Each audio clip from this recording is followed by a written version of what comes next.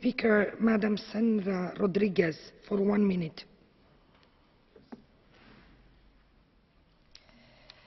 Gracias, presidenta.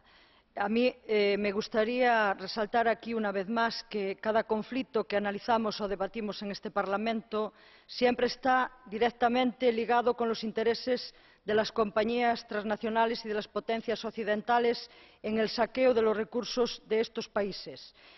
Ahora también decir que en el caso de la República Democrática del Congo no se escapa la importancia estratégica que tiene por su enorme dimensión geográfica, por contar con grandes reservas de minerales en el mundo, diamantes, cobre, oro, coltan, reservas de petróleo, agua, tierra, en fin, un país tremendamente rico y tremendamente empobrecido.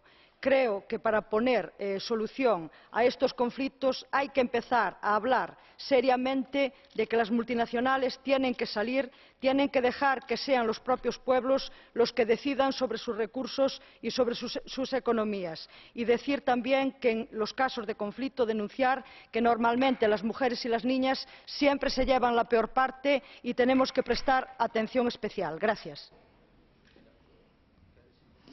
Madame Sargentini, 1 minute and a half. Dank u, voorzitter. Met nog een jaar te gaan tot de verkiezingen zien we dat Facebook wordt afgesloten en dat de repressie erger wordt, dat mensenrechtenactivisten meer risico lopen. En ik zeg met nadruk nog een jaar